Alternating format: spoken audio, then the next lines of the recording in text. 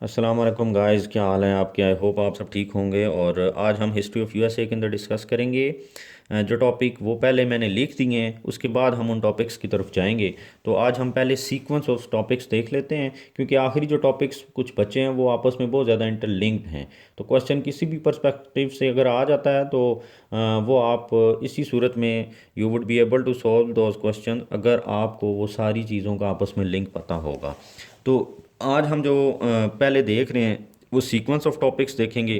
Previous lectures के अंदर हमने कहाँ तक पहुँचे थे हम, कि यूएसए जो था वो वर्ल्ड वार 1 में भी इन्वॉल्व हुआ और वर्ल्ड वार 2 में भी इन्वॉल्व हुआ। तो एक कंट्री जो किसी जंग में इन्वॉल्व हो उसके ऊपर इम्पैक्ट्स तो पढ़ने हैं, चाहे वो पॉजिटिव हों और चाहे चाहे नेगेटिव हों। तो हम impacts of world war 1 and world war 2 on America देख लेंगे। पहले पॉजिटिव इम्पैक्ट्स देखेंगे, और फिर आपको ये भी पता है कि जब वर्ल्ड वार होती है तो उसके बाद डिप्रेशन जो होता है वो मस्ट होता है, क्योंकि दुनिया का जो ज़्यादा पैसा होता है वो डिफेंस इंडस्ट्री के अंदर चला जाता है, जिसकी वजह से बाकी इंडस्ट्री जो है, बाकी सब कुछ जो होता है वो रुक के रह जाता है। तो इस वजह से वर्ल्ड वार 1 और 2 के बाद ग्रेट डिप्रेशन आया, और वो ग्रेट डिप्रेशन जब आया तो डिप्रेशन तो एक नेगेटिव चीज़ है, तो उसने दुनिया की इकॉनमी को जो है ना वो बिल्कुल क्राइसिस के अंदर वो लेके चला गया। तो उस इसके लिए तो ज़ाहिर है अमेरिका भी तो उसी का हिस्सा है ना। तो हम यूएस हिस्ट्री पढ़ रहे हैं तो हमारा फोकस यूएस है।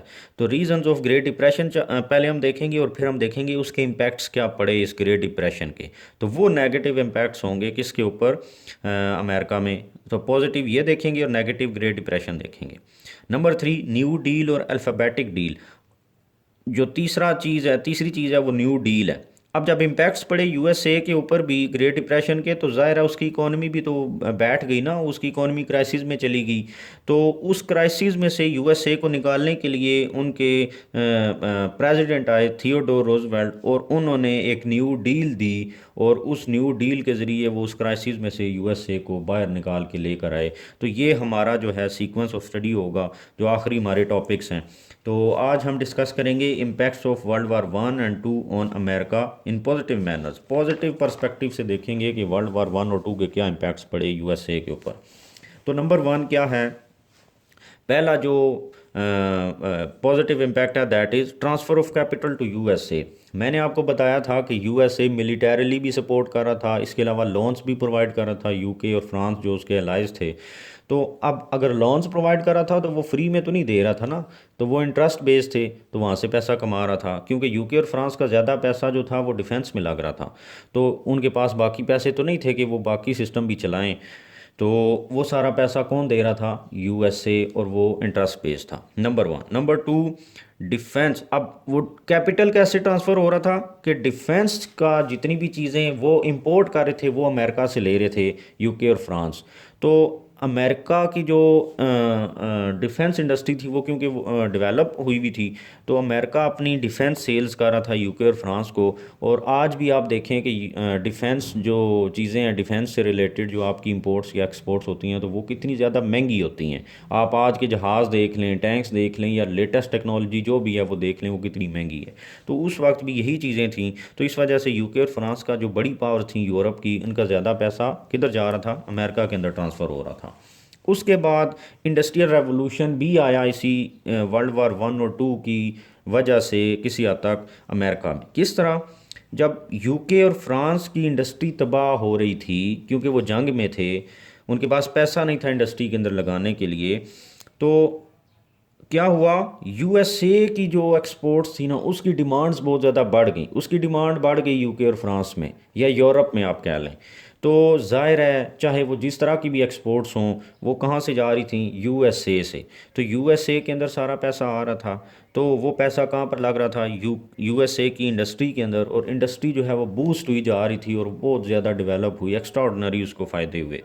तो इस तरीके से इंडस्ट्रियल रेवोल्यूशन भी आया किसी हद तक वर्ल्ड वार 1 और 2 की वजह से अमेरिका में।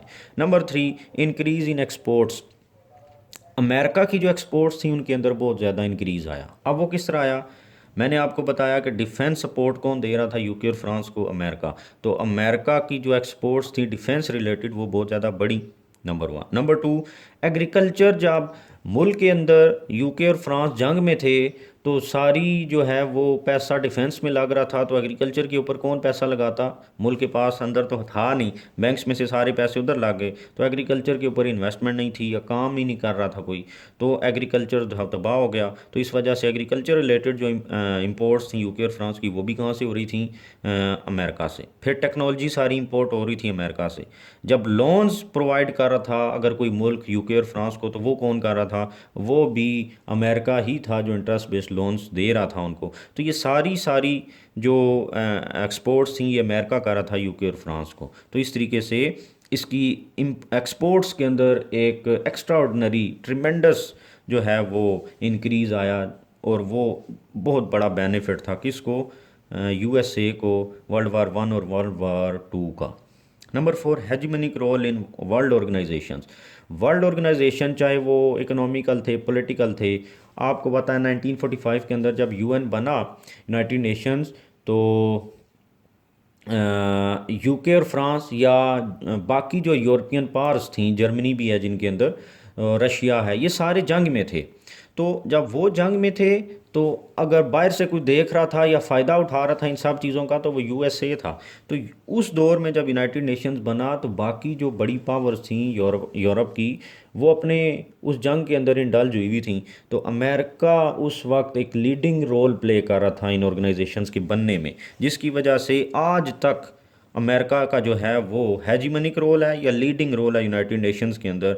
मैं आपको एक एग्जांपल देता हूँ, जैसे कि अफ़गानिस्तान की अफ़गान जो है वो ये तालिबान गवर्नमेंट है। आज भी लोग कह रहे हैं कि इनको माना जाए। पाकिस्तान हर जगह पर जाकर कह रहा है वहाँ पर ह्यूमैनिटेरियन क्राइसिस है, वहाँ पर लोगों के पास खाने के लिए नहीं है, ये है। लेकिन अमेरिका क्योंकि एक्सेप्ट नहीं कर रहा, तो कोई भी नहीं एक्सेप्ट कर पा रहा। और वो पावर क्या है? ये, क्योंकि यहाँ पर उनका लीडिंग रोल है। फिर इकोनॉमिक ऑर्गेनाइजेशंस हैं, आईएमएफ है, वर्ल्ड बैंक है, यहाँ पर इन सब में इन्वेस्टमेंट किसकी हैं?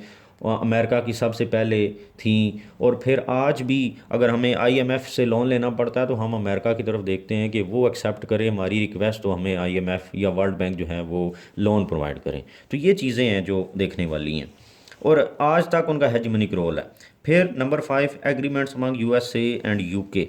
अब आपको पता होगा और होना चाहिए कि यूके जो है ये सारी दुनिया में इसने कॉलोनीज़ बनाई हुई थी, चाहे वो अमेरिकस हो जहाँ पर आज अमेरिका है, या उसके अलावा लैटिन अमेरिका है, चाहे वो अफ्रीका हो, चाहे वो सब कॉन्टिनेंट हो जहाँ आज पाकिस्तान और इंडिया है, चाहे वो साउथ ईस्ट एशिया हो, चाहे वो चाइना हो, दुनिया का कोई कोना उन्होंने छोड़ा नहीं जहाँ पर कॉलोनाइजेशन नहीं की। अब जब वहाँ पर उनकी कॉलोनीज़ थी तो उनका इन्फ्लुएंस था। अमेरिका बड़ा तेज़ था, उसने कहा कि यूके को कि मैं तुम्हारी मदद तो करूँगा, लेकिन ऑन सम कंडीशंस। वो कंडीशंस क्या थी?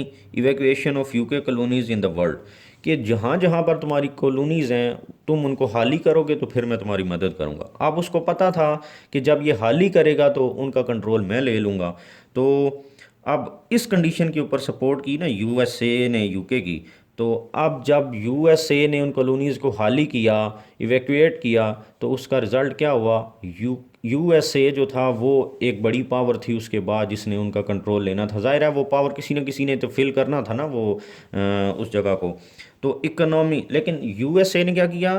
फिज़िकली उनको अनेक्स नहीं किया, फिज़िकली उनको उस तरीके से कंट्रोल नहीं किया, बल्कि इकोनॉमिकली और पॉलिटिकली कंट्रोल कर लिया अपने इकोनॉमिक और पॉलिटिकल ऑर्गेनाइजेशंस के ज़रिए। आज आप देखें ना, पाकिस्तान तमाम वो काम करता है जिससे अमेरिका खुश हो या जो अमेरिका चाहता है, और तमाम वो काम नहीं करता जिनसे अमेरिका जो है जिनको नहीं चाहता। सिमिलरली बाकी दुनिया के अंदर भी यही है।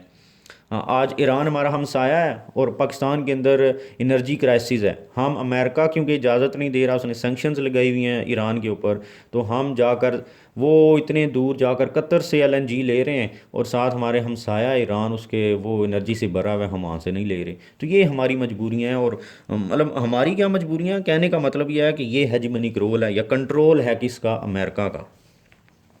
इसी के साथ साथ, और ये कैसे आया? जब ये एग्रीमेंट हुआ इन दोनों के दरमियान। फिर इसके साथ साथ एक और जो उसको फ़ायदा हुआ, top brains of the world वो ट्रांसफ़र हुए टू यूएसए। किस तरह के साइंटिस्ट जितने थे, फ़िलोसफ़र थे, राइटर एक्सेट्रा, जितने भी लोग थे इस तरह के टॉप ब्रेन्स, वो यूरोप से किधर ट्रांसफ़र हुए, अमेरिका में। क्योंकि यूरोप जो था वो मेन पावर्स कौन सी थी जहाँ पर ये लोग हो सकते थे, वो यूके थी, वो फ्रांस था, वो जर्मनी था, वो इटली था, इस तरीके से। तो ये लोग यहाँ से निकले और यूएसए के अंदर चले, क्योंकि इनको वार्स और बदअमनी से कोई लेना देना नहीं है, ये अपना काम करते हैं। तो अब जब ये लोग वहाँ पर चले तो इन्होंने वहाँ पर डिस्कवरीज की, इन्होंने वहाँ पर एक्सपेरिमेंट्स किए। जब एक्सपेरिमेंट्स के रिज़ल्ट में टेक्नोलॉजी बनी तो उसका सबसे पहले फ़ायदा किसको हुआ, अमेरिका को। अमेरिका ने वो चीज़ें सबसे पहले डेवलप कर ली और फिर बाकी दुनिया को दी। तो इस तरीके से आप देखें कि वर्ल्ड वार 1 और 2 के कितने ज़्यादा पॉजिटिव इम्पैक्ट्स पड़े यूएसए के ऊपर, और यूएसए ने उनसे कितना फ़ायदा उठाया। तो ये था हमारा आज का लेक्चर। आई होप आपको समझ आ गई होगी, और बाकी जो मैंने सीक्वेंस ऑफ टॉपिक्स बताया हम नेक्स्ट लेक्चर्स के अंदर उसी तरीके से चलेंगे, और ये एंड के जो टॉपिक्स हैं यूएस हिस्ट्री के वो सारे आपके इस तरह कवर हो जाएंगे, और इनका लिंक भी पता चलता जाएगा।